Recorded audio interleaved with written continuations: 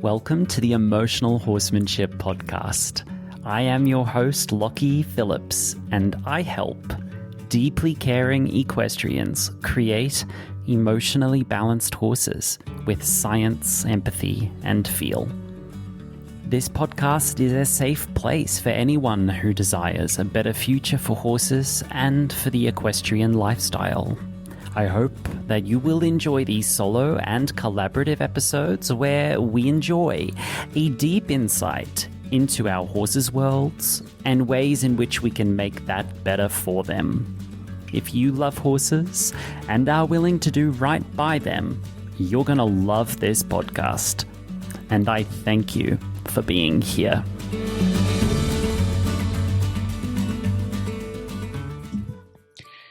My guest on the podcast today is Helen Marie Ingersoll. Helen is a friend and colleague to Elaine Hayes, who was on the podcast last week. Helen has many things going on. She is the owner and founder at Frog Pond Farm in North Carolina, the facilitator of Sincerus Leadership.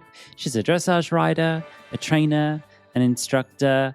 She's a leader, she's a businesswoman, she's a coach, she's got an enormous intellect and a super interesting background. She is someone who has survived addiction, survived being institutionalized, run her own business, and is someone I really, really admire and respect. And when I used to show up for her as a service provider, my sessions with her always blew me away. So I'm so excited to present her here today on the podcast. Helen Marie Ingersoll, everybody. Hello, Helen. How are you? Hello, Lockie. I am well. I know. It's good. Well, you're well now, right? You've had a I'm well now. month. I'm well now. I'm, yes, recovering from the American experience of overfunctioning while you're ill. But the American experience of overfunctioning while you're ill. Well, it's going to be several months until this recording actually comes out, because I like to bank recordings then slowly release them. But you had a pretty rough month, you just mentioned. Yes, I did. It was really, it was interesting. There's a lot of things that have come out of it, but it's interesting to be not quite 100% and have already had a lot of things cooking mentally and emotionally, and sort of go into not feeling well in that turbulent place, and then have the opportunity for perspective when you feel better.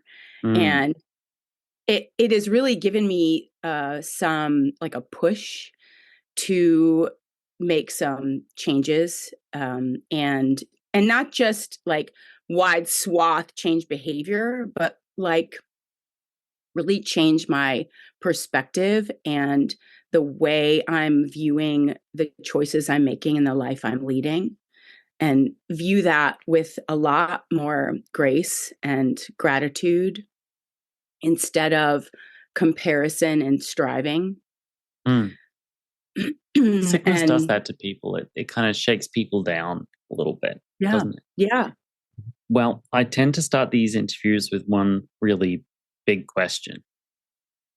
And I know you won't be intimidated, but Helen Ingersoll, who are you? What do you do? And how do you do it? Who am I? What do you do? I do. And how do you do it? Who am I? Oh, I just love the sort of philosophical questions, because that is, I think, one of the core aspects of who I am. Is a person who really leans into thoughtfully and bravely considering big, hairy questions that require measured response. And I don't think that means that I'm a person who only delivers a measured response. But I do think it means that I'm a person who has that available because I have nurtured and cultivated the ability to deliver a measured response within myself. Mm. And it's funny because I woke up at like 2:50 this morning, our time, thinking about what we would talk about. And I've been thinking about it obviously for a while. Mm. Mm, because, I think also when I think about the list of who I am, right, as a person who seeks opportunities to understand and who seeks opportunities to have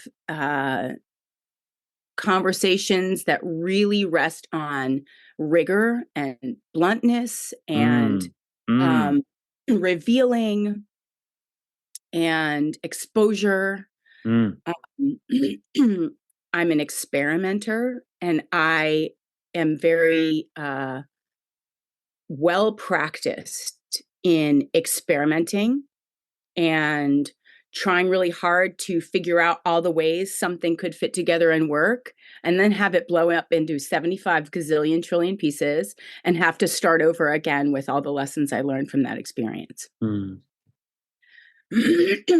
So one of the things that I was thinking about that I wasn't sure you knew about me, and you probably did, but I was, so who am I? Part of who I am is a little bit who I was. And I was a beauty industry professional. I remember. I've got our Yeah. notes here. The Yeah. first time we spoke was on the 16th of February, 2023. We probably spoke before that, but that was the first time we sat on Zoom together. Mm-hmm. And we were aware of each other in 2022 during a mutual course through the Redmare Enterprises Mm-hmm. in That's right. 2022. So Right. where our paths have been crossing for a while, and I remember that you have a sobriety journey, and you were in the That's beauty right. industry for a while, and you've been a Right. lifelong business owner and entrepreneur and horsewoman, and the industry is now very well populated by other professionals whom had a life before horses, and I think that's Mm-hmm. really important. And this is actually Mm-hmm. what's driving some of this change, because Yes, this change around training and innovating training and horse welfare is not going to come from inside of itself. We that's need right. fresh voices, right? That's right. That's right. Mm. Yes. Yes. And you are so good at um, continuing to telegraph that at volume and scale. Mm. So, I guess I can say Yeah. we, Yeah. because I know some of the we, because we're talking, we're friends, right? We call Right. each other, we talk. Right.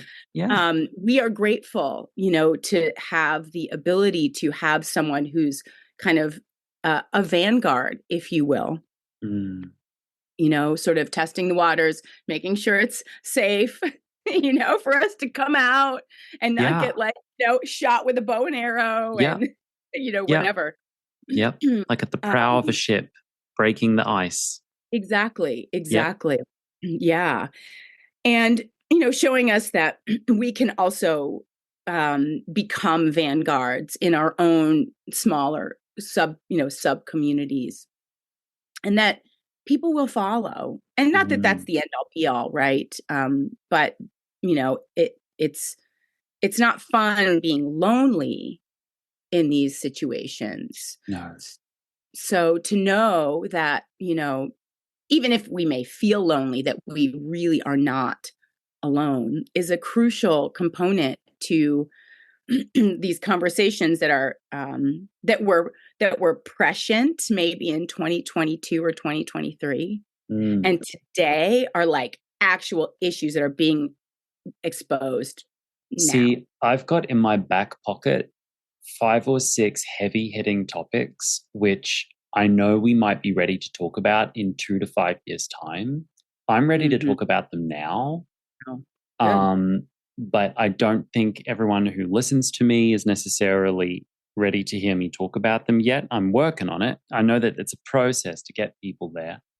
But um, how do you understand what you do? Because you've got a lot of rings in the air. You're juggling a lot. There's Frog Pond Farm. There's your Equine Experiential Learning Institute. You're a teacher. You're a trainer. You're a writer. You're a mentor. You're a business coach. I mean, you really you're a Renaissance woman. You're an equestrian Renaissance woman, if I can say that about you. I will let it in. Yeah, you'll take that. Sure. Renaissance who? Please continue. Yes.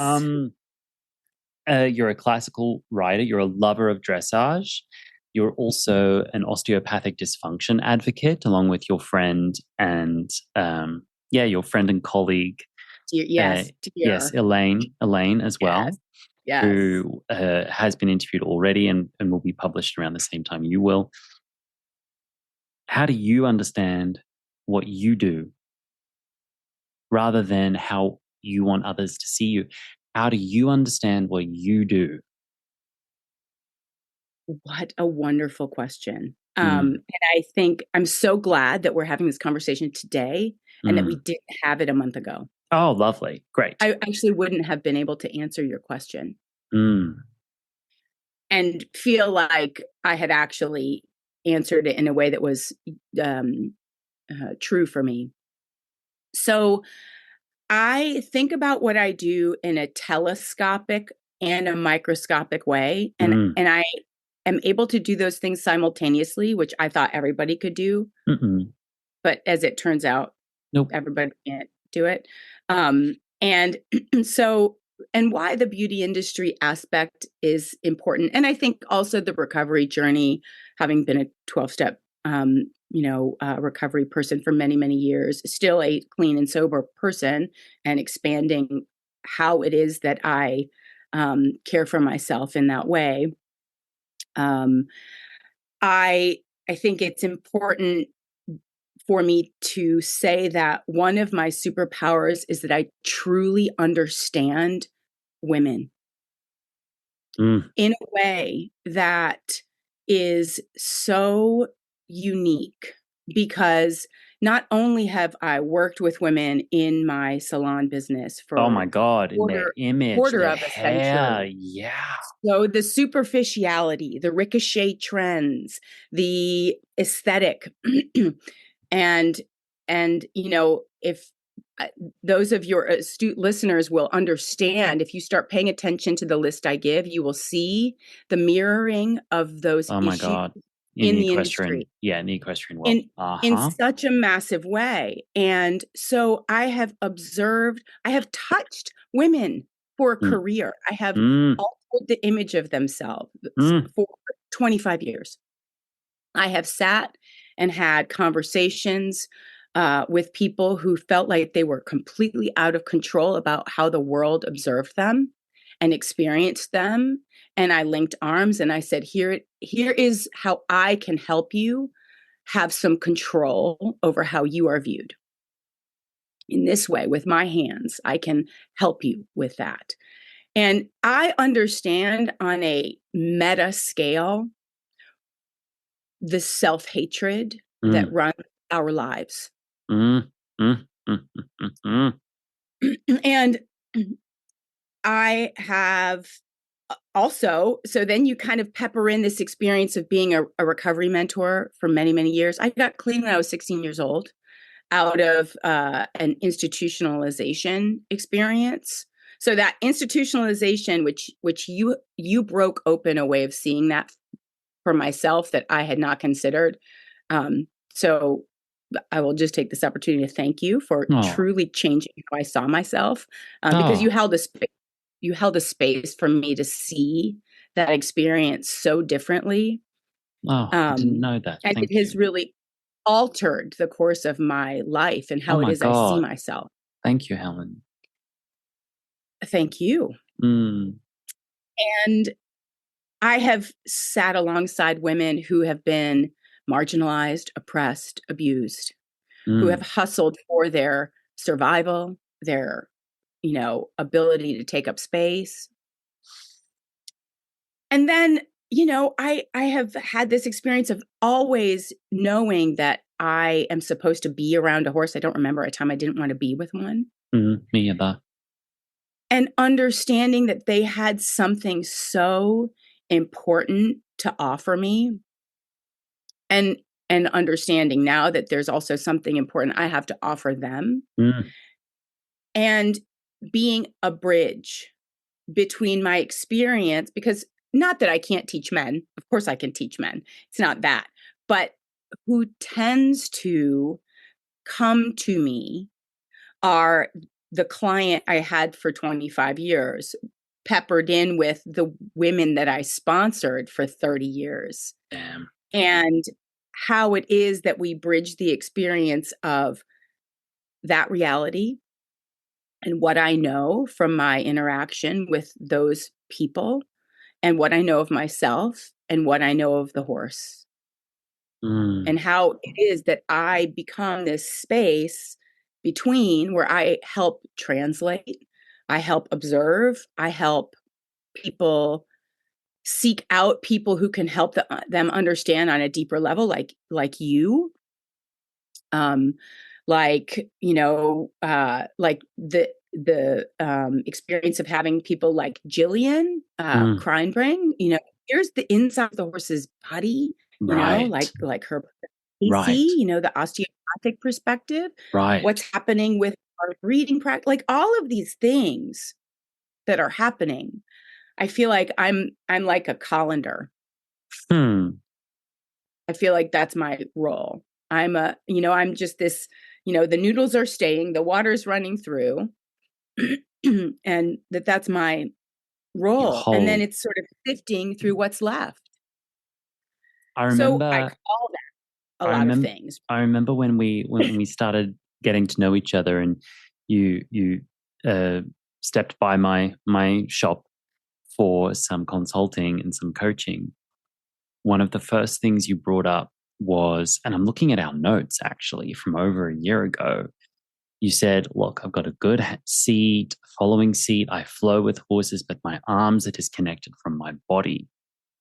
And then I said, well, what did you do for a living? Hairdresser. I was like, well, you put your hands on the bodies of people for 25 years. You connected with someone's hair, which is tied into their ego, their identity, their confidence, their rage. For a lot of women, when their hair thins in menopause, it's rage and it's frustration, and it's a whole thing. And so if you're a deeply sensitive and intuitive person, which you are, you can't help, just like a massage therapist. You know, I've spoken to massage therapists who are like, I need to go to like emotional therapy after I put my hands on the bodies of some people, because what I take on, you know, and it didn't surprise me then that you had this disconnect in your hands, that there would have been a lot of rage in your hands. We store rage in our forearms anyway, as people, fists balled, right? Jaw clenched. It's the jaw and the forearms is where we store our rage. And that you can't put your hands on people and play with their image for 25 years and have that not leave a profound shadow on your nervous system. And then you can't then go to a sensitive creature like a horse, develop any level of nuanced skill, and not have that channel be wide open between you and the horse. And this is why it's so tricky, and why historically people have said you've got to leave your emotions at the gate. So what they're actually doing is cutting off that channel so that the sensitivity and the nuance is cut off, along with the troubles that can come with emotion at the same time. And it becomes a purely physical or mechanical exploit, which is very comfortable for a lot of people and really comfortable for a lot of horses too. A lot of horses will resist intimacy. A lot of horses will resist connection because they're like, don't look at me. Don't look at me. I feel safe because I'm hidden emotionally around you. Exactly. I feel safe because I can serve you with my talent. I'm highly valued. Yes. I'm highly prized, rather, not valued. I serve you with my body. I don't serve you with my feelings. And so this is a really tricky field. And I wonder, since we last met and we did a clinic together, and what have you done? What's been happening from your elbows to your fingertips between you and a horse? What kind of work have you done there? I'm assuming a lot of it. I'm assuming somatic, shamanic, whatever it is. I'm assuming a lot's gone on there. Let us Yeah. know. Well, so yes, no question. And how it is I actually stopped doing hair to begin with, just quickly, is I was on the massage table with my massage therapist, who's also a shaman. Oh. And my husband is also a massage therapist. Oh. So okay. All right. The threads that bind. I Yeah. didn't know that, by the way. Okay, good. Yes. Continue. Yes. And All he has right. taught me so much about anatomy. And, he's actually been such an important teacher in developing the work that I continue to do with people and with horses. All of our And many great of my loves. clients. When we fall in Yeah. love, they are great teachers. Yes. Always. Yes. Mm-hmm. Yes. Yes. And so what happened, I was on the table. I like you described, my arms were always in pain. And I'm a person who has taken care of myself and have, acupuncturist, massage therapist, chiropractor, all the things. But I was really struggling. I had started reading this book by a woman named Danielle Laporte, who writes about business and entrepreneurism. And it was sort of starting to get my attention about maybe I needed to make some changes. And I'm on the table, and Sasha's working on my arm. I'm face up, and she swipes down this front part of my forearm. And I have my eyes closed, and all of a sudden I see my forearm open up like a baked potato in my mind's eye. And then I see all of these little flying monkey type things fly out of my arm. And I say out loud, wow, those aren't mine. Mm-hmm. And we carry on.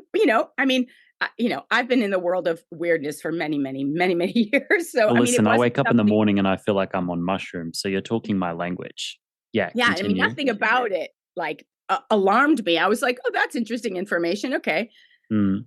And in the next like 3 days, I was like, I have to stop doing this job. I'm Wow. done. I'm shutting it down. I can't do this work anymore. And I had, sort of some kind of a idea of what I wanted to do and that it needed to involve horses, but I didn't really. Well, it doesn't matter. Really. It was whatever story I was telling myself to transition me, right, from one thing to another. It didn't end up being capital T true. It ended up being true at the time. And, and then it was time to shed and move forward. But the concept about communicating rage through your arms is something that I actually talk about especially when I'm doing equine facilitation with folks who've been in prison, because it's so it's so native, right? It's so understandable. Yep. And part of the work has been the identification and the understanding.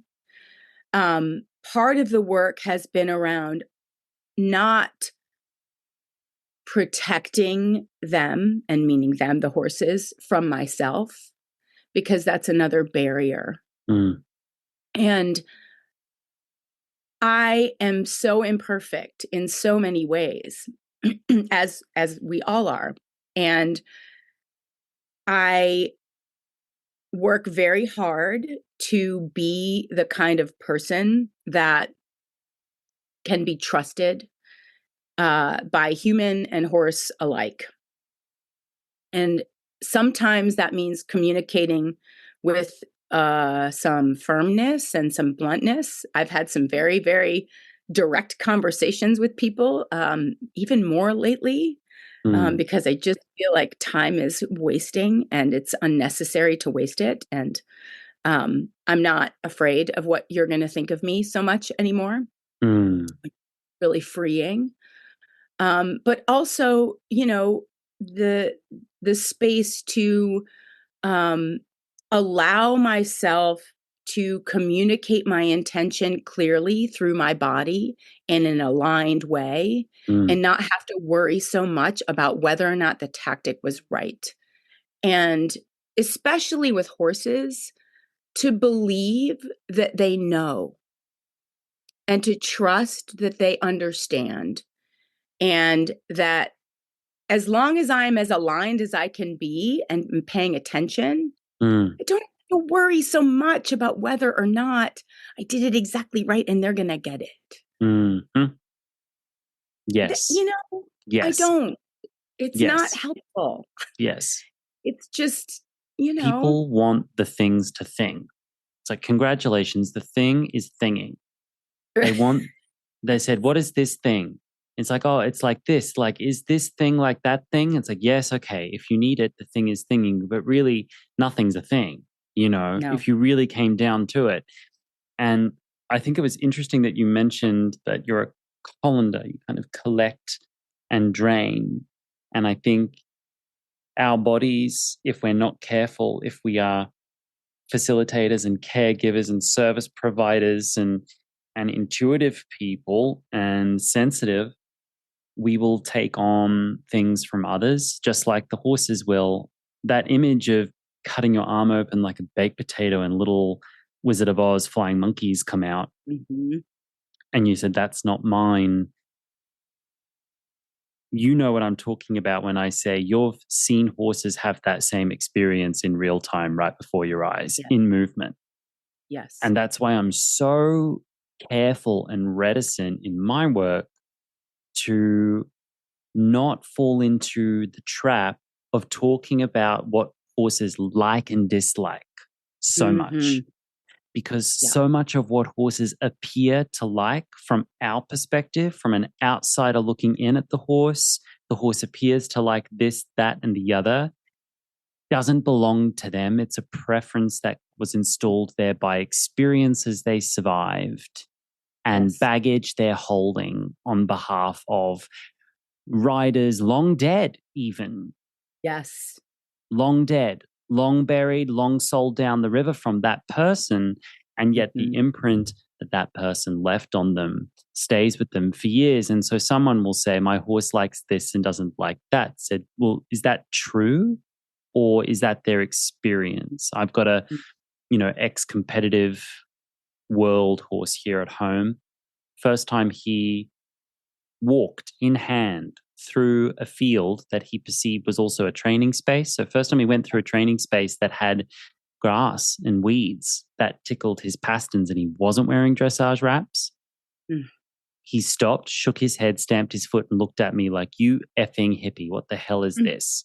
Now, someone could have said, my horse doesn't like weeds tickling his feet, and could have come in there with a mower and a drag and done all the things and wrapped him up and like all the things.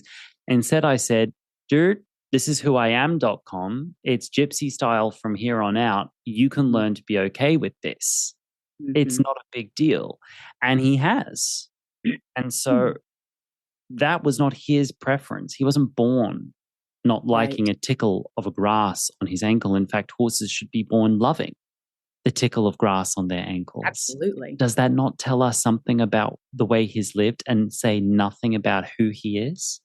And I think this is so much the question for horse people and for our coaches. Are the people that we're working with their horses, is this who they are or is this what they've survived? Right? You would know this better than anyone, right, Helen? Absolutely. And I mean, I think the thing that sprung to mind, that the term that sprung to mind when you were talking was circumstances and conditions. And again, I'm going to reach back into my experience way, way back. I ended up in this group of recovery people. It was like totally a cult. I'm not going to lie. It was totally a cult. Yes. And there were plenty of things that were like, wackadoo, maybe cool 80. Yeah. Jonestowny. I mean, a little, yeah. I mean, maybe not quite that like terrifying, but certainly, sick people creating a sick environment and calling it safe. And and we were sort of like adjacent to the 12 step. We kind of looked like we were the same, but we were. And I didn't know any better because I just sort of come out of being institutionalized. What did I know? It was so much less insane than that it seemed fine. Right. It seemed totally fine. And it took 8 years for me to realize that it was not fine. Which is a long time. That is a long time to stay at the funny farm, right? Yeah, to realize something was not fine. But they were my landlord and my boss and my mentor and my social and my right. So I had, the things you just don't realize you're going to say to people when you're talking to them. So, but one of the good things, like maybe one of the only good things out of that experience was this realization that I had a choice. I could choose to let circumstances and conditions dictate how I felt every second of every day. Or I could make some decisions about how I felt about circumstances and conditions. Yes. And when you were talking about your horse and all of the artifact that he came with, and it's like he was the product of a belief system. Right. That circumstances and conditions were what needed to be controlled, and that was being empowered and having agency. Right. And you're saying, circumstances and conditions will come, they will go, they will be, they will not. How is it that I can make sure there is this core that is steady and stable and solid, so that no matter the circumstances and condition, there is this ability to adapt in a way that is functional, not dysfunctional, for lack of a better way of describing it. You just used the word artifact, and I'm picking up on some common threads here, and I'm getting a little bit spooked because my favorite performance I ever had the pleasure to be a part of was Artifact Suite by the great 21st century neoclassical American choreographer William Forsythe. I was part of the Eastern European premiere of Forsythe being present in Eastern Europe at all. I was on stage for that, and Artifact was one of his seminal pieces. Artifact was him being inspired by architecture, but not just houses and buildings, but internal architecture. And you just talked about how, circumstances and conditions can be chaotic in every which way you can imagine, but there's an internal piece that stays absolutely true. And this is exactly what this abstract piece of dance work was about. It was a phenomenal artwork. It was the biggest choreographic challenge of my life. I never knew how many movements could be fit into 3 seconds, and then you've got another 30 minutes of that to keep going, and you feel your lunch rising in the back of your throat because you got to keep going. And it was amazing. And it was the whole dancers on the stage, and it was almost chaotic to look at, but it was all like clockwork actually. And the counts were all irregular. It wasn't 4, 4, 4. The sequences we had to remember was this is a 12 and a 3 and a 10 and a 9 and a 9 and a 9 and a 7 and a 12 and a 4 and a 3. And it was this very irregular, and yet it all slotted in together like a Swiss clock. And what I learned was, and what I actually had this experience of on stage was, I remember being on stage, and it was the craziest part of the performance. There were 40 dancers on stage, and everyone's going like the clappers. Everyone's giving their max output. And suddenly my brain just flatlined. I didn't have a freeze response. I just went to this other higher consciousness where I was meditating while my body was going 100 miles an hour. More athletic than I've ever had to be in my life. And suddenly I had this out-of-body experience on stage where I saw everything around me. I saw Vadim over there, who on count 6 would start to Chasse tourne coupe jete past me. And then when he went past me, Ken would be behind him. And behind me was Annetta doing a chape développé behind me. And in front of me, and I saw the whole thing, and it was outside my body, and it was completely peaceful, but it was this heavy sort of postmodern piano music, and everyone's going like nuts. Beautiful, beautiful, beautiful. And I still get shivers when I listen to that music to this day. And every now and then I'll just go watch Artifact Suite on YouTube just to reminisce. You speak about architecture and the artifact. Well, you speak about artifact inside of ourselves. For years I've been saying horses have built our external civilization. Now they're here to build our internal civility and civilization, the internal artifact of us. That's what we're moving towards. You just alluded to that. You alluded to, this horse had the artifact when he came from an environment where you control external parameters, and that is autonomy. And what we're here to deliver to him and to others is actually you are in control. And this is where the modern research on emotional neuroscience is actually going. Emotions are not triggered, they are constructed based on memory and sensory data, and you have a lot more control over them than you think. Yes. Right? Yes. So you're blowing my mind a little bit. Well, and I remember that when maybe it was in our first, maybe in our second conversation, where we talked about the civilization, the horses, what they're here now to help us understand about ourselves.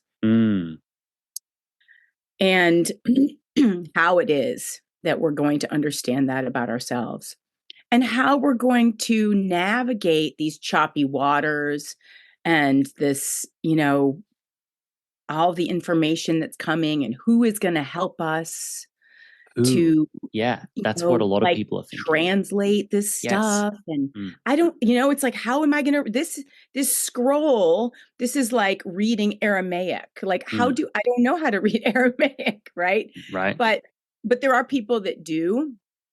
And so, sort of spending time with people who are translating text and understanding, to the best of our ability, spending time with, sitting with, considering, letting it breathe, puzzling, in a non-reactive way, in a thoughtful, respectful, deeply respectful way. That is, the Lord's work. Like, that is no BS. Like, that is not ricochet trend. That is fundamental transformation. That is something that is not going to happen quickly. And making peace with that is hard. See what you're saying? You're saying that this shift we're experiencing in the horse world has moved beyond a fashion trend, and it's moved into something much deeper. Whereas maybe the natural horsemanship shift of 20, 30 years ago, it was like a prelude. It was like a tremor. Yes. Right? It was the preview, the Auftakt, the Anacrusis, and one. That's how all music starts. And 1, 2, 3, 4. The anacrusis is the and. It's the cue that the conductor gives everyone. It's the upswing before the orchestra begins. So, and how did we know? It was it was a totally different outfit. Right. It was fashion. Yeah. It was a totally different outfit, right? We were like, that is a different costume. Right. And everyone's walking around in Linda Pirelli cosplay suddenly, Right. And everyone was like in the different outfit all of a sudden. It was like, we could tell. You have a rope halter at a horse show. I can't tell you how many times I was the only person with a rope halter in a familiarization. That still happens. That still happens. And there are a few trainers out there who've actually tapped into this and said, well, I'm in the show horse world and I've got a warm blood, but I walk in a rope halter and flag, and now suddenly I'm the quirky guy and I've got a business around that, So that's still part of it. But like this new shift, you're saying, you believe your senses are telling us, you're here to inform us. Helen here is saying, guys, this ain't fashion anymore. This is an ego. This is actually an earthquake. Something is actually shifting. This is tectonic. Yes. Right. That is what I'm saying. How did you know?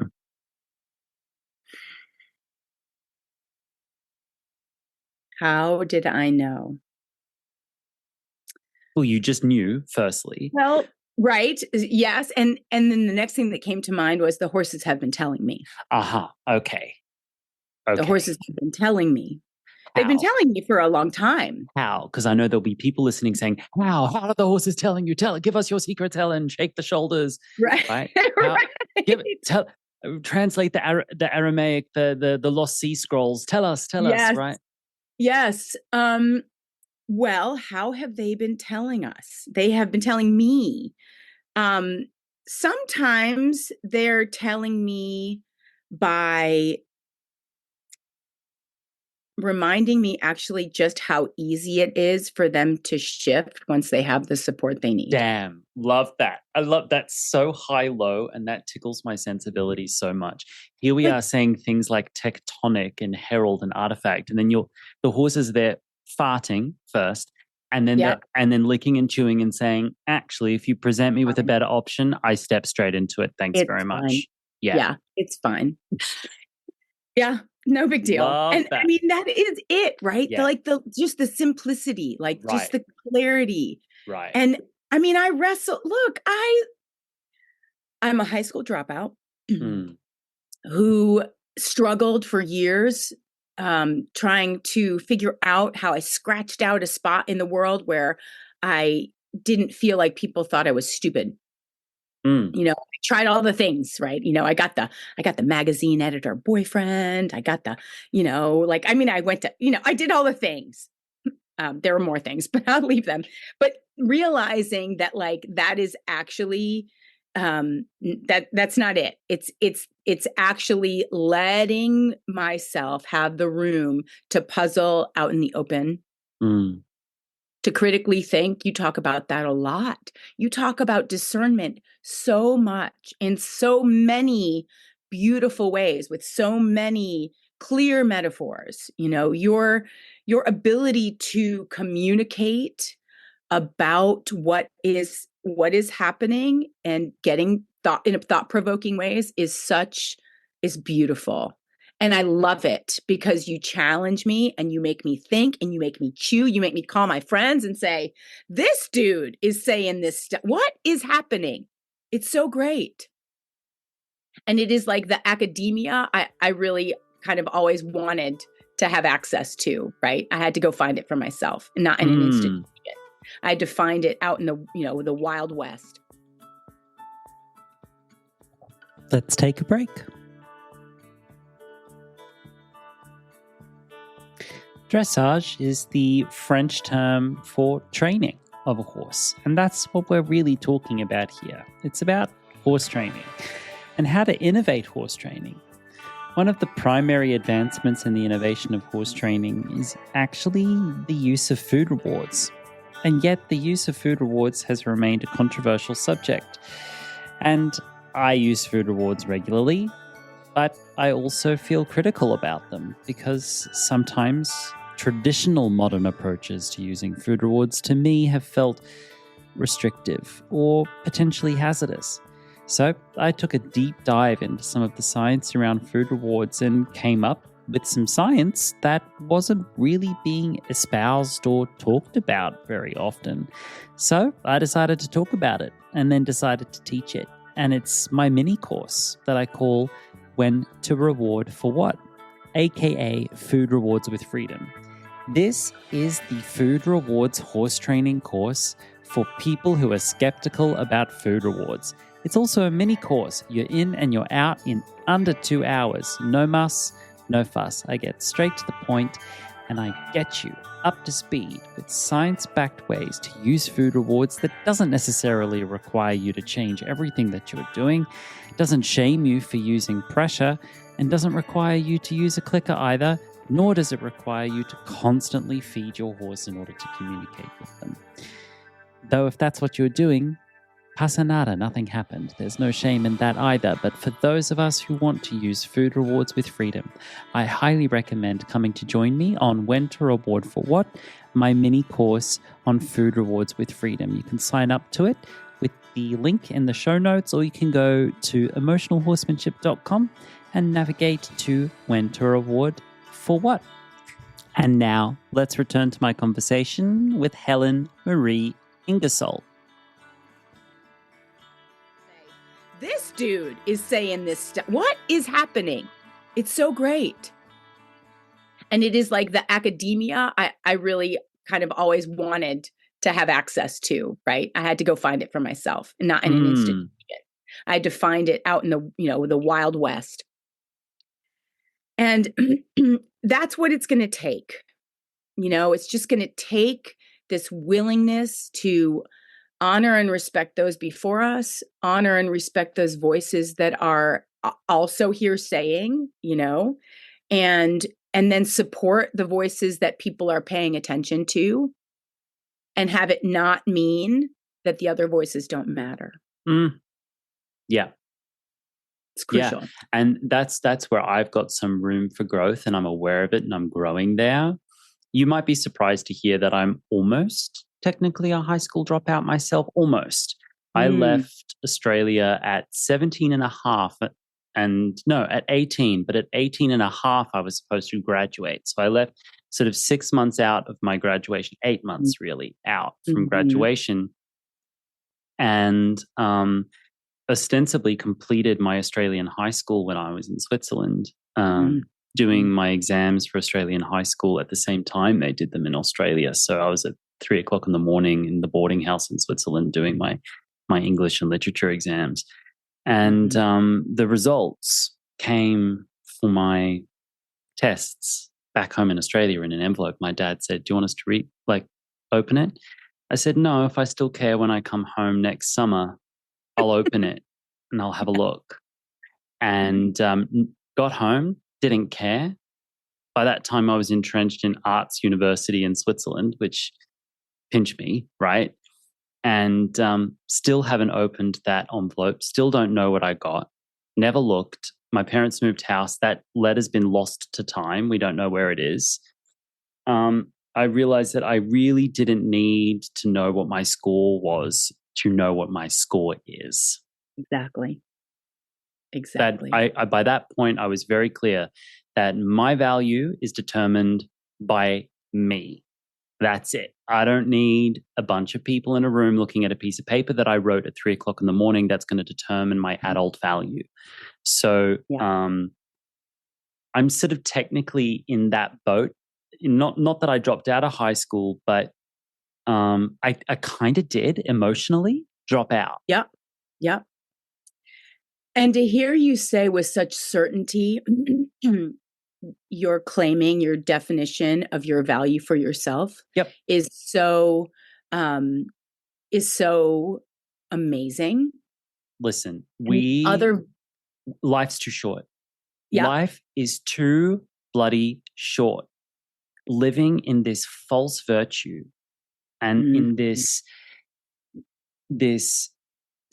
fear of ourselves is so wretched. I just would rather the wretchedness of being hated for standing in who I am. I would rather that kind of wretchedness than the wretchedness of everyone else appreciating me and being this sort of inoffensive dream boy for people, than to actually secretly loathe myself. And I'm not saying that I love myself as much as I could. I certainly have a lot of room for growth there, but life is too short. And it's something that comes up for me in my work over and over again, is kind of getting people to just respect themselves and love themselves and believe in themselves and listen to themselves and know who they are, because the horses are asking for it. They're like, "Who are you?" Horses are the first iPhone, right? We all have like password protected or like face recognition technology in our phones now. The phone opens if it sees your face. A horse is going to open if they recognize you. But if you don't recognize you, they're like, "How am I supposed to open for you?" Yep. Right? I don't know. And that's the work. The work with a capital W. And what happens to kind of toggle back to the communicating violence through your arms is that, in my experience, where people go, and again, where women, where this is, because this is really, in my experience, where I observe women go, is that in the placeholder of that steady, settled inner architecture and inner structure, they create outer structure. And this outer structure gets communicated in a way that the horses register as violence, but the people are trying to communicate trust. Kindness and trust.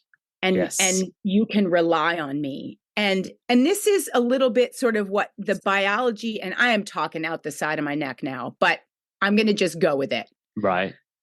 My perspective and opinion is that women, biologically, right, we are always at risk of being murdered. Damn. Yep. There's that. Right?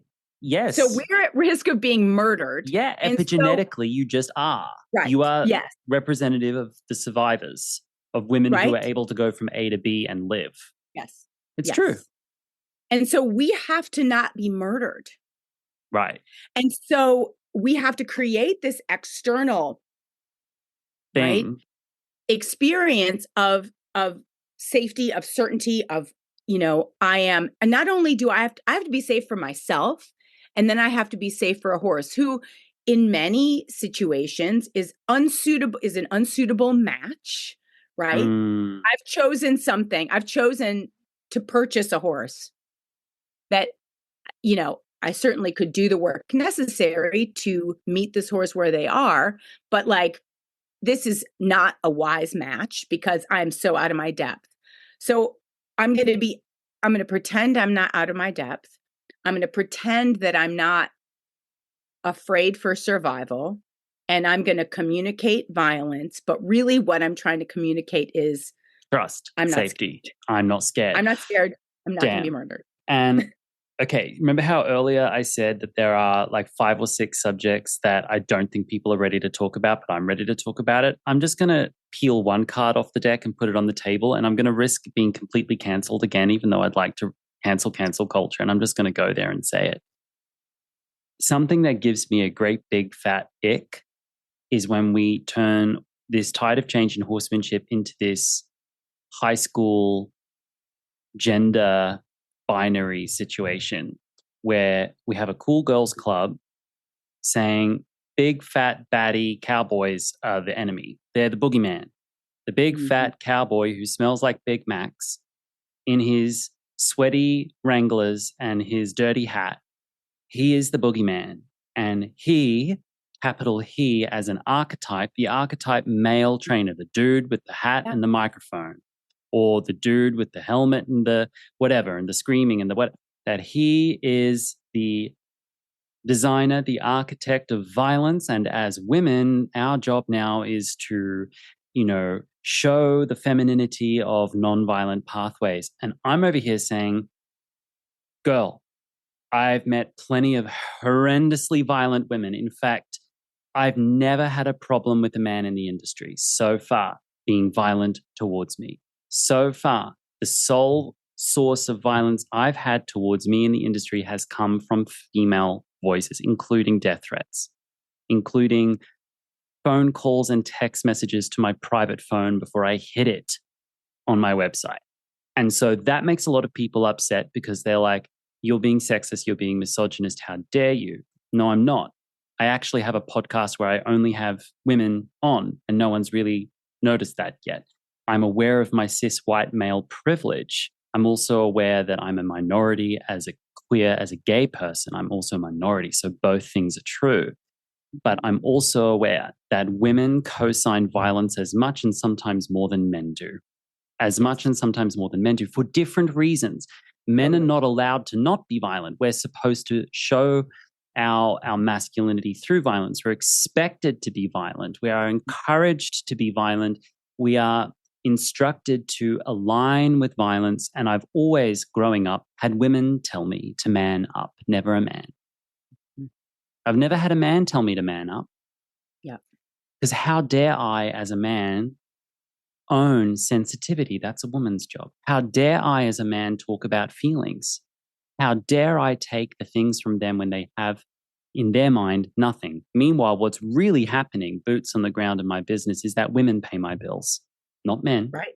I Right, am totally. beholden to feminine energies constantly. My well-being is beholden not to men, but to feminine energies. Women have power over me. Actually, if we speak about power dynamics, financially, logistically, professionally, women have power over me, not men. I have 2.5 men in my business. That is all. Because men are not doing okay. They're not allowed to talk about their feelings. Not allowed. And yet, meanwhile, many women will make a show, an image of gentleness, but are actually rooted in architectural violence. Everyone take a breath. I love you. I mean it. I love everyone. If this doesn't apply to you, if you're listening, and if this shoe doesn't fit, don't wear it. Really. If it doesn't apply to you, I don't speak about you. I really don't.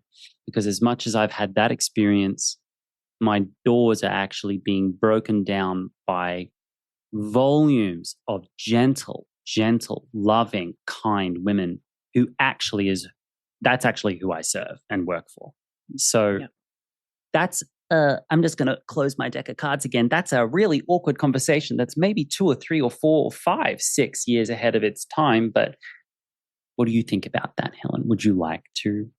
I think it is the conversation, and Right. I've been having it in a different capacity, Right. for years. Right. I've just been trying to, have it in all these different ways. So one of the things that in my professional coaching hat that I wear, entrepreneurial coaching, is a framework that my sister-in-law introduced me to called the drama triangle. Are you familiar with it?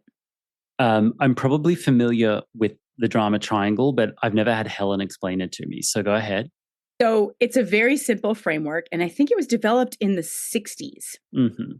And it is an actual triangle shape. And there is a below the line triangle, which is sort of our shadowy side to sort of pull from Jung. And then there is the above the line triangle. And actually, when you were talking about the cowboy archetype, all of a sudden I had this vision of creating a tarot deck. So I just want to say that out loud. Oh, yeah. Like the horse archetype tarot deck. Yeah. Throw that over there. If you want an illustrator, I can connect you with someone who's really good at that. Yeah. Super interesting, right? Because I think there's a lot to kind of explore there in this superimposition of our inner selves onto the outer. And so the drama triangle, below the line, the points are the victim, the villain, and the helper rescuer. So those are the below the line, negative dynamic aspects. And then the above the line positive aspects are the coach, the challenger, and the creator. And so I have found myself using this framework and superimposing it onto situations I have found myself in. And have found my way to some ease in having more in the moment, direct conversations. Like, for example, something will come up and I have found myself able to say, I am seeing where in this dynamic we're in right now, I'll just kind of share the experience. This person was struggling and they wanted something from their horse that I didn't think was fair to ask. And I capitulated a little bit and tried to be the bridge and access what the person needed. And that was, I think, a mistake. And it was, how do I know it was a mistake? because the person's reaction was still so negative. They said, I wish you would talk as nicely to me as you do to my horse. Damn. And I Yikes. was like, whoa, okay, here we go. Okay, here we go. All right. You want to throw down with me, baby? I've been to hell and back and survived. Let's go. Okay, right? Right. So I'm like, all right, like and yet, I don't want to be violent with my words. Nope. So I'm taking this in, I'm breathing, I'm really observing, I'm considering, and I'm thinking, okay. So, the details of the experience are kind of irrelevant. What's most important is what happened and what I did. And what I did was, after this person got off, I said, I am not the villain in this story. And I understand why you're wanting to put me there. And there are some things that you need to know. And one of them is, I am really wanting to get you and ask you to think about really what you want, not what you think you want. And I'm going to do the same because you have choices and I want you to look at your behavior, but so do I. Right. And I get to decide what I participate in. Right. I've been in this container for 51 years. And I know I'm not everyone's brand. That is not new information to me. And I'm comfortable with that now. I didn't used to be, but I am now. I'm not everyone's brand. That's a good thing. And I wish things were different. And I know that the reaction is that you're in a situation where you are not getting what you want and you've been giving more than you've been getting for so long that it's untenable now. And I get it. And you want to take because you think you deserve, because you're equating financial support and whatever to what you feel like you deserve. And I get that, but that's not what is. And that's okay, but your horse cannot be subjugated to that and Damn. Have me stand in this arena and not look at you and say, get over here. We need to have a conversation right now. Yeah, I'm standing up and I'm slow clapping for you because you've just revealed yourself. To circle back to who are you, what do you do, and how do you do it? We now know you are a leader, you are a powerhouse feminine, you are an equestrian, you are an advocate, you are a deep, intuitive, somatic, spiritual healer. And when you are all of those things, people will project onto you, no matter what your image is, no matter what you look like, people will project onto you. I had a conversation with a colleague recently. I'll speak to this sensitively. They had been engaging on social media, unfortunately. I know it's boring to hear people from social media complain about it, but just hear me out. Because I consider social media the world's new marketplace. It's the new town square, right? It's the new village. Yes. Right? And so imagine you're in a village and there's someone in the village that just everywhere they go, at the checkout to the restaurant, to at the fruit and vegetable shop, to the bakery, to passing their friends on the street, anytime my name came across the decks, they only had something hostile or negative to say about me. Now, I didn't know this person. They had just seen my comments, and I know I go on to edgy territory all the time. Just like you, I say, it's not new information to me that I'm not everyone's brand. And I'm okay with that. 34, I'm okay with that.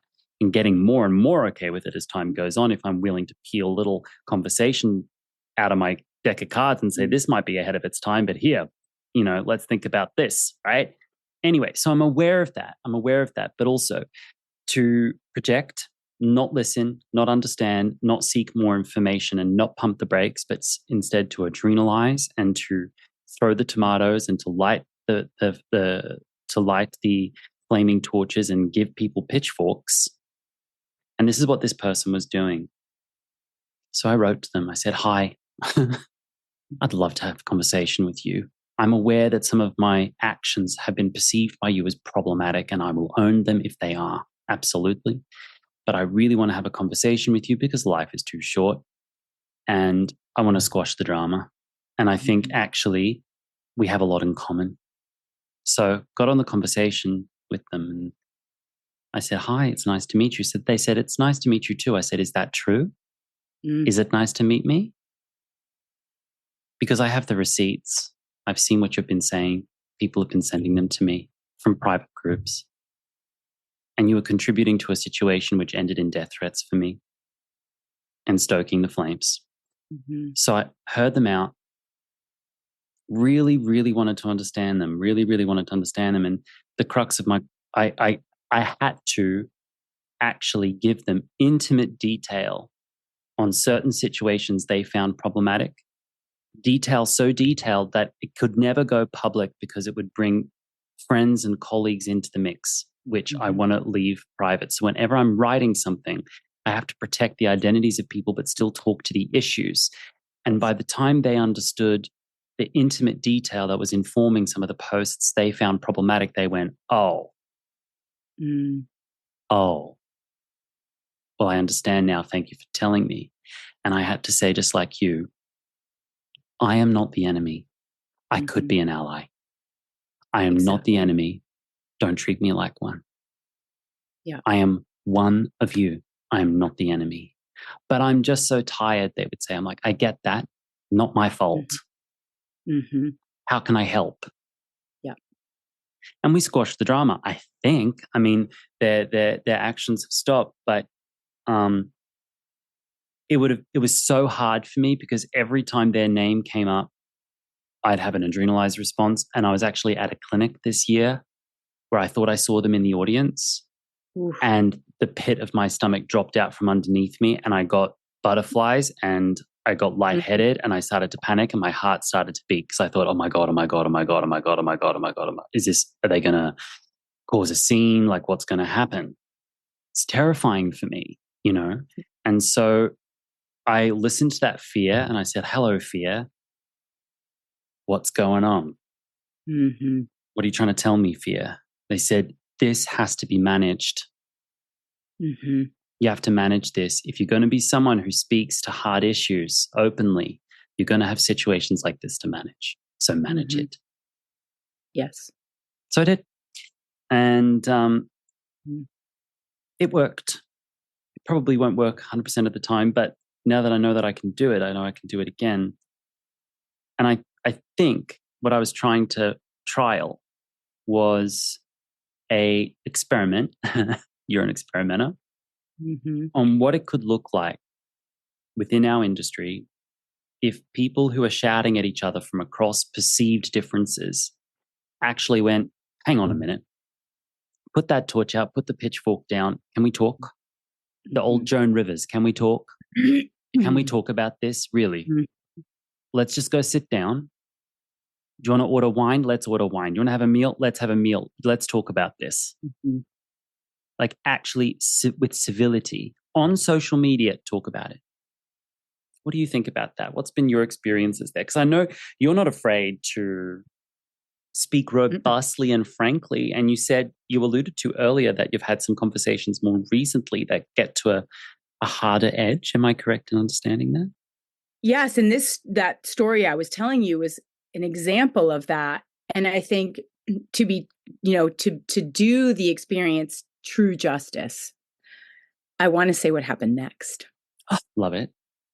So, and I had an experience similar to this like a year and a half ago, and it was negative, right? It was negative. It did not actually come to a positive end. But I learned from that experience, and what I shared was from a personally responsible place. And I did not take this person's personal inventory. Right. I did not dress her down. I empathized with her and I said, gosh, I wish this was different. And I here's what's going to be required of you for this to change. I understand if that's not going to be the case. And I'm happy to lead you there. And I will go to the mat for you. I will go to the mat for you if that's what you want. And I will work like a dog and be happy to do it. But they, because I left the choice open, they chose no. And they chose no in a personally responsible way. They sent me an email. They sent me 2 emails, actually. One email about that specific issue, and then they were at the Jillian Kreinbring Course One Anatomy Clinic that we hosted, and then there was a follow-up email that was so kind and so recognizing the work that I have been trying to do to help illuminate for this person in particular, this path that it is available that may not have the aesthetic that they thought, but would be no less textured and meaningful. And to have this person acknowledge that and acknowledge me in a way that was relationship preserving felt different. I felt like I didn't have to sacrifice anything to speak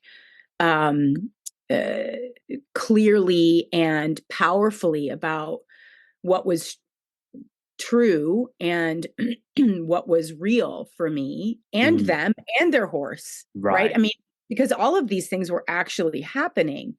And what I want to say to you about the conversations that you are also having in on a meta scale, right? That was a micro, right? I'm talking about one person, one-on-one. I mean, in you too, but it is happening much more publicly. Right.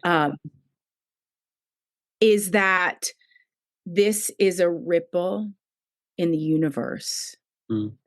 And that these moments that we are having where we are changing the course of things because we are addressing things directly with empathy and with honesty, that is what is going to change the bigger picture on a bigger scale. And I don't know how that works exactly. And I don't have to. I understand that there are forces at work far greater than me, and that if I participate in a way that is respecting my values and my principles, that I am making the changes. And so are you in my paradigm, in the way I believe. And that we don't get to know 5 years from now what that one conversation you had did. Mean. Yeah. But it is going, and it is already changing.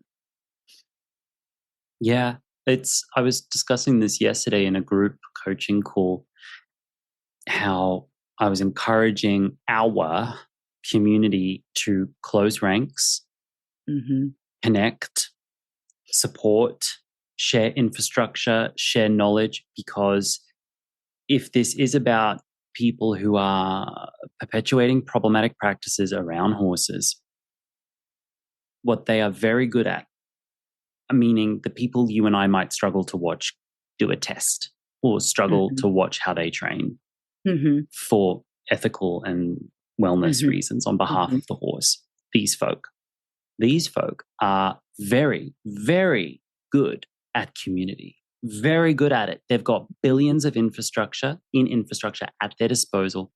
They support each other even if someone rides a different discipline. They're very supportive. They share coaches. They coach. They mentor. They support. They do potluck dinners and they carpool and they discount and they affiliate, and they're very, very good at this. They close ranks. They share the party line, and we've watched it happen this Olympics. They've just sort of Emperor's new clothes. They've just said, look at the partnership, horse behind the vertical. Look at the harmony, tail swinging. And everyone's saying, yes, yeah. And everyone's just closed ranks. They're very, very good at it. It's this organism with its own non-local intelligence. It's like a sea anemone. You ripple next to it and all the things go inside. It's like a school of fish. They move together. They're a murmuration of birds. What we over here are really shit at is all of that. Because we're hyper individualistic, we're contrarians, we are lonely, even though there's someone to our right and our left and the farms next to us, maybe who feel the same way. We stay lonely because we are introverted and we kind of hate people and we're traumatized, and so we don't try.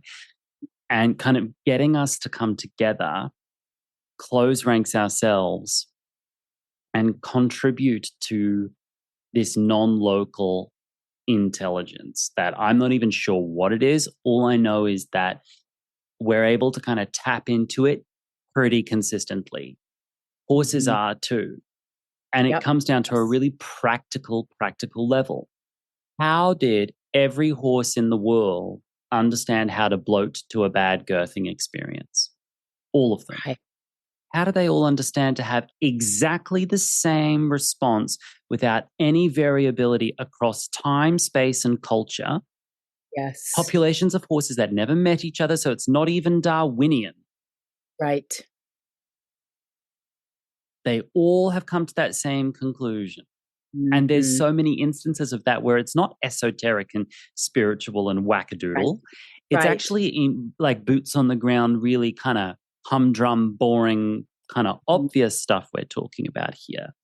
It happens with people. It happens with us. The more people who sit in this, I can't tell you how many times I've heralded a group coaching call and everyone talks about how lonely they are. I'm like, you're in a group right now. What's going Right. on? Right. What's going on? Stop acting Yeah. lonely if you're in Mhm. community, you know? Mhm. Right. But What's that your requires revealing. it does say that again. So that requires revealing. Revealing what, Helen? Revealing oneself, right? In Ah, order to be known, right? Because loneliness is rooted in a level of anonymity. which is safety. Can be, I mean, for sure. I mean, having spent 30 plus years in Narcotics Anonymous, I will tell you, I don't need everyone knowing. I didn't need everyone knowing, right? That I Right, identified with addiction, right. right? Hard to get a job when you're like, oh, but Yeah, by the way. by the way, right, I could be a liability, a massive liability to you. But Mm, I think eh, two things, right? You said it earlier, two things can be true. And mm. I think that is the case, right? So anonymity is safety, but anonymity is also isolation. And dangerous. Yeah. So, and gosh, again, having these sort of conversations that are meta and, and, in the micro all at the same time, because two things can be true, and holding those complicated places alongside one another, because I understand the concept of keeping oneself safe, and you do need to be discerning, and we need to risk, and we need to expose, and we need to understand that betrayal and uh, pain can be part of that experience, Mm, and that it really isn't about the horses mm, once again, mhm. that they're here to model, they're here to show, they're here to be the litmus test, Right. right? They do a really good job of that, right? The bloat. Like, how is it that we can start to understand how to bloat at an improper girthing experience? Mm, Like, what is the bloat? I'm not the villain in your story. I'm mm, here to challenge you, but I'm not the villain. mm, I'm here to support, I'm here to coach, but mm, you know, I'm not going to let you just, cinch this up and, fall over and whatever. No, I'm mm, going to push back. Hey, mhm. easy, Yeah. slow down. Right. Your feet are going so fast running down a steep hill. You can't stop your legs. Like lemmings in jodhpurs Yeah. Like, running for the cliff. yeah. And it's in both places, right? It's in the people who are, you know, totally engaging in practices that you and I know, and I would argue that they also know, Mm, mm. Okay, are there's that too. Mm, not okay. right. But also in like you said earlier, the space where, this hyper empathetic has a violent edge. Right. The You know, overcorrection. it's yeah. It really is. How can we find and navigate that middle space with grace? The swing's coming back. Hmm. It swung. It zigged and now it's zagging. And we're going to have a couple of good years, I think, soon, where it's going to kind of float with suspension in the middle. And there'll be a bunch of people who are like, ooh, I really like it here. And they'll kind of press the button, the stop button on the bus, and they'll get off and kind of set up camp in the middle. But it's going to swing back out again, back to brutality, which is, I'm seeing that go in the direction through the FEI's marketing. They're actually like a bond like no other. Nope, they're setting up to take us right back to the same place, out to brutality land again, in my opinion. That's what's, I'm just kind of predicting what's going to happen next. Yeah, and I see you really beautifully contributing towards that middle ground, Helen. I really do. I have a few questions I use to kind of sum up the podcast, because I do need to finish at the top of the hour. Yes, beautiful. I have 3 questions I like to cycle out with. And the first one is, I'd like to invite you to muck out with me. That imagine the equestrian industry is a stable and there's a steaming pile of something in the corner that you'd like to pick up and muck out. I know we could muck out all day long. You know, we're very experienced stable hands in that capacity. But what would be one thing you would muck out today? So, because I'm friends with Elaine, she did mention that this was one of your questions. Yes. In talking to her, the first thing I said was self-hatred. But sitting here with you today, having a little bit of a different perspective informed by our conversation, I think my answer is comparison. I think it's comparison for the purpose of serving the self-hatred. Maybe that's what I mean. Weaponizing comparison to continue harming yourself with it. Yes. I would muck that out with you, but I feel like it's been so long since I compared myself to other people. It feels like a subject that I'm unable to relate to, that because I've let that go. And I'm not even sure I ever did it. I mean, growing up, I looked to my left and looked to my right, and no one's like me. So I've never had someone like me to compare myself to. And so that's hard for me to relate to. I'll muck it out with you in spirit, in principle, 100%. But I'll admit it's a blind spot of mine, is understanding people who constantly compare themselves to others. It's a blind spot for me. I'm just like, file not found. Why are you doing that? That's a waste of time. Can we move on? There's more interesting conversations, you know? Keep being that, because we need that messaging. Because it's less about comparing because this one looks like and this one looks like. At least for me, and this one doesn't look like, neither does this one. What do I do? How do I do that? How do I be this when doesn't feel like there's a template, you know? And I think that might be another one of those, you know, the privilege of being male kind of things. Yes, 100%. 100. Yep. But I think, you know, in body shape, in, you know, my hair is curly, not straight. My, you know, my thighs look like this in the saddle. I mean, all these insane things that I don't do anymore. I'm not saying that I do that, but I did. And I see other people doing it. And I see other people once again trying to use the aesthetic to dog whistle. Damn. And it's not real, you know, and it's easy to be like thrown off the scent a little bit, but it's not real. It's not real. It's bemusing to find someone in a random stable somewhere in the middle of nowhere who don't compete. They're in this season's Equestrian Stockholm matchy set, brand new, and like a 4-figure cap helmet, custom boots, and it's like, wow, that's the dog whistle right there. They heard it. And they're in debt, you know, like it's, and they're like, meanwhile, this is problems with the writing, problems with the relationship. Yeah, I hear you. I hear you. It's an issue. Yeah, it is. It is. My second question is, how are you contributing towards this tide of change, this tectonic shift? Or you can answer it one of two ways. Or how do you define the tide of change that is currently occurring and sweeping the industry as we speak? I think I will opt for option. How am I contributing? Okay. And I think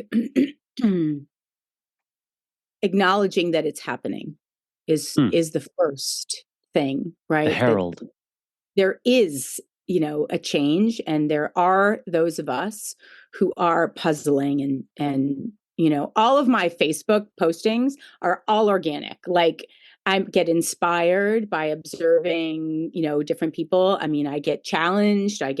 So a lot of what I post is specifically because I read something that you wrote and it really got me thinking. And I make a point to cite also people because that's important to me. But I think it's taking the time to really do what I can and say, I am also out here puzzling. I do not have all of the answers. I have a way I am navigating this, not the way I am navigating this. And I am open to amending where necessary. I am also very clear about my non-negotiables. And that at the end of the day, how lucky am I? Mm-hmm. How lucky am I that I get to do this? I get to live this life. I get to have the dream, because this has always been my dream and I'm doing it. Yes, you are. There are so few people, especially female solo entrepreneurs in the equestrian industry, that break through, and you're breaking through, and making an impact. My grandmother's name was Helen. I'm wearing her necklace. And the name Helen means torch or light. Being a light, lighting the torch. Yes. I've just chosen my name for my business, and it's Equilumination. Okay. All right. Love that. Love that. My final question is, we're in the age of learning journeys. I think Anna Wintour this year in a Vogue YouTube video, they asked her 75 questions or something in their new offices. And they said, Anna, what's one word you'd like to eliminate from the fashion canon? She just said, journey. Oh, that's all she said. She did. I mean, and she's famously cold and irascible, but we're in an age of learning journeys. That's great. I think it's really important, but a journey's a journey if you come home eventually. What are you bringing it back to? What does it come back to? So what's home? What's home for you, Helen? Home for me is